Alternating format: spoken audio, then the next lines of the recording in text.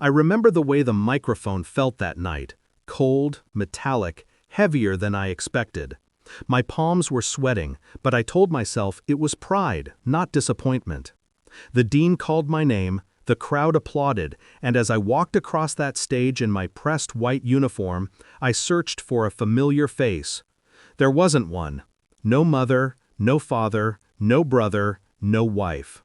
The applause sounded like mockery.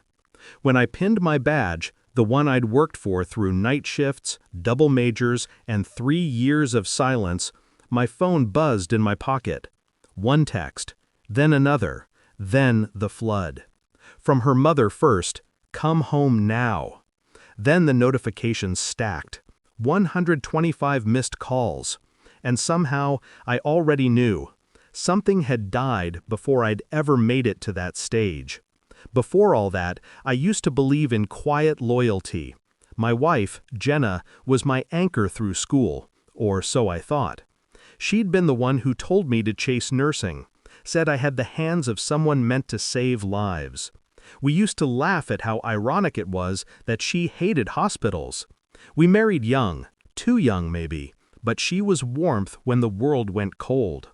My family never liked her. They said she was too calculating. I thought they were jealous of how calm she always was under pressure. Looking back now, calm was just her camouflage. The first crack appeared months before the ceremony. She'd stopped asking about my clinical rotations, stopped staying up for me, stopped looking at me the way she used to, the soft half smile when I walked through the door. Instead, she'd started hosting these family nights with her sisters. Her mother would bring food, her cousins would drink until the early hours, and the house would smell like barbecue and betrayal. I told myself it was fine, she needed her people. I was buried in coursework anyway. Then came the whispers. A classmate of mine, Julie, mentioned she'd seen Jenna at a restaurant near the hospital. Not once, but 3 times. Always with the same man. A man who drove my truck. My truck! I laughed it off at first. Jenna said she borrowed it for errands. But when I checked the mileage, the numbers didn't add up. That's when the planning started. I didn't confront her. I observed. Like any good nurse, I learned to document. I placed a small GPS tracker under the dashboard of my truck, installed a camera in the garage light fixture, synced her phone to our shared cloud. Every photo she took, every message she sent, I saw them before she deleted them. His name was Ethan, her sister's husband. That's right. She wasn't just unfaithful, she was comfortable doing it.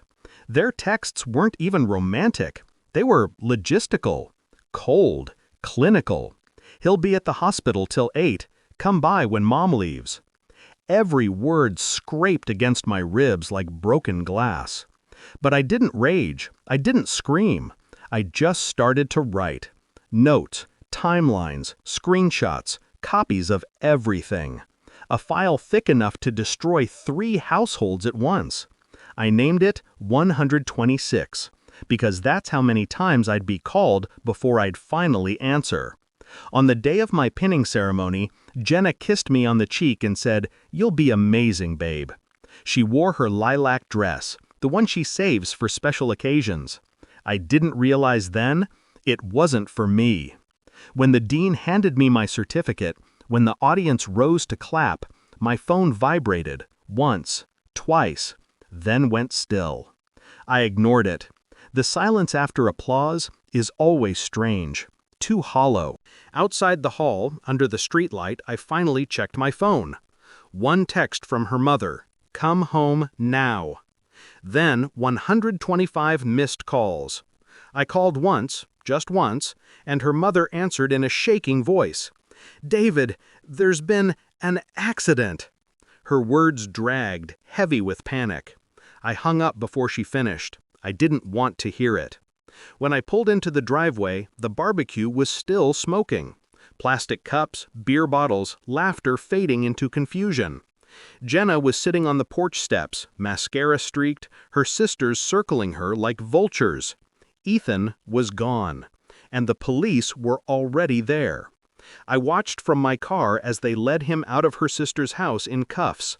Something about assault, underage drinking, and a 911 call from a neighbor. Jenna looked up and saw me. Her lips moved, but I couldn't hear a word. She didn't know that I had sent the anonymous tip that morning, with video attachments.